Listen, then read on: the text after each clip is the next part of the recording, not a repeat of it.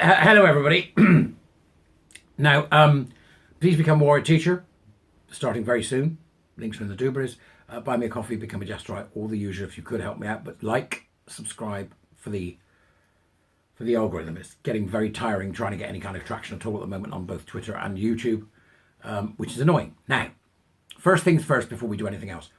Some of you may be familiar with the man called Stephen Polyakov, which is a fantastic name. Stephen Polyakov. It reminds me of an old joke about the Russian vasectomist called Ivan Nokobolikov.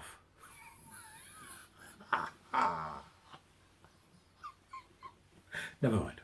Right, it's just me being silly. So, Stephen Polyakov, right?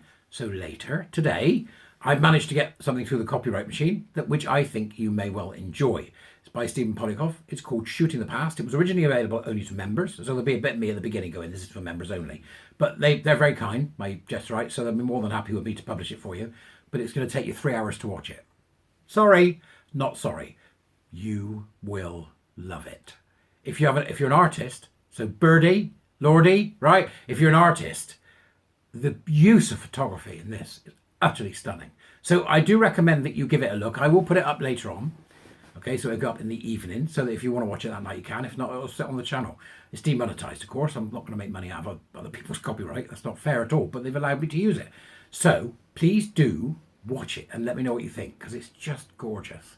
Shooting the Past. It's about a photographic museum. It's amazing. Other than that, yeah, usual stuff. Buy me a coffee, become a warrior teacher, right? So what have I got for you today as well? Well, this is horrible. This is absolutely horrible. But it also illustrates so perfectly the mindset of some people in to me, a very, very disturbing way indeed. And this is from a website called Curious, Cureus.com. Again, the links are downstairs in the doobry. And it's about the risk of suicide and self-harm following gender affirmation surgery. Buckle up. This is an abstract. It's essentially it's an academic paper, so it's quite tough read in terms of its totality. But we have the abstract, which enables us to get some information from them about what it was that they were trying to achieve in this respect. Introduction. With the growing acceptance of transgender individuals, right, slightly off piece there, the number of gender affirmation surgeries has increased.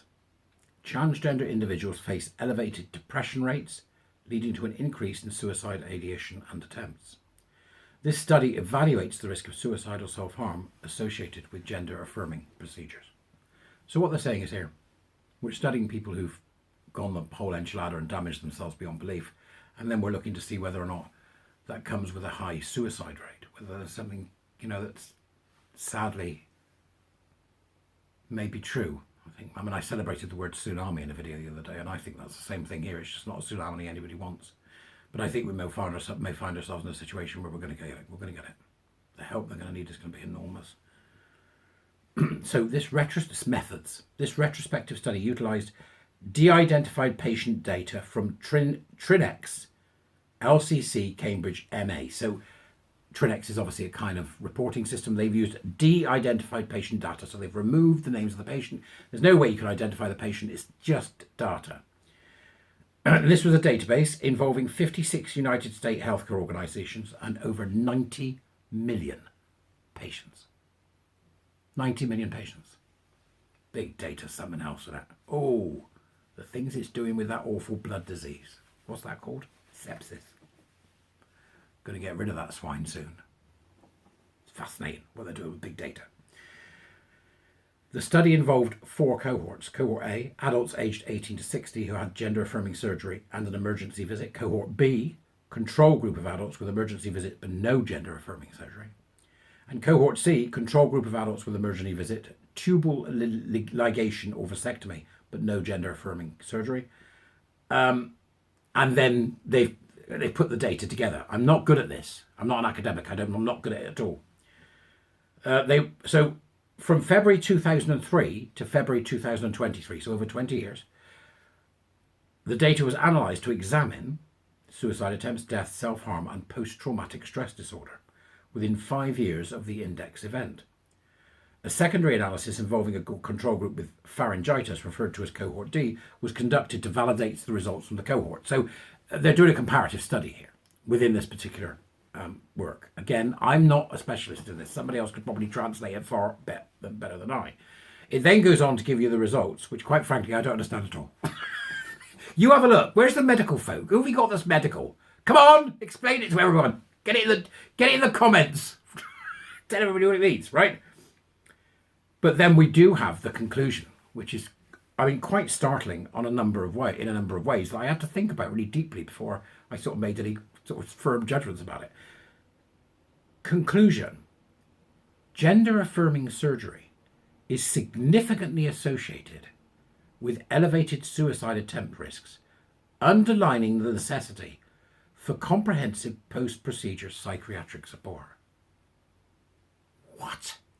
Now, it is more than possible, good people, good viewers, good gesterites, that I'm completely wrong about this. More than bloody possible. And I'm sure you'll tell me in the doobries if I am, and more than willing to hold my head up and say I was. But is it me, or are they saying, we've screwed them up, but just provide some counselling, they'll be all right? Instead of going, hang on a minute, there's something terribly wrong here, and we need to cease all surgeries of this kind because it drives people to hurt themselves. They said, once you've done it, just make sure they get some psychiatric help, some counselling, to deal with the post-traumatic stress disorder and the absolute horror of what they've done to their bodies. Have I got that wrong? So this might be, because it's an academic paper, it might be them saying, what the reality is, it's happened, what do we do with it now? Rather than what I immediately thought it was, oh, never mind that, we'll move on. So you tell me, which is it?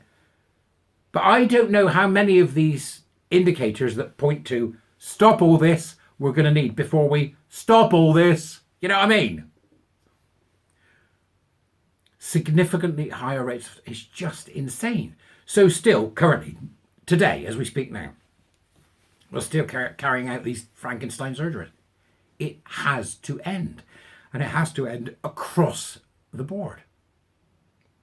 It's got to. I mean, how can that be? Right, we're going to do this to you, but be aware, you're more likely to off yourself. Oh, and you'll have post-traumatic stress disorder. Oh, and osteoporosis, brain damage. All right, so it's like tick there. It can't be allowed to continue in any form, anywhere. And I think that's the only way forward, is to completely cease the entire boondoggle that is gender-affirming care and is essentially monetizing the flesh of humans. That's what it's about. It ends, we repeal the GRA, and once we've done that, we can get back to some sense of normality. All right? So, goodly bye, load, and I'll see you soon. Bye, folks.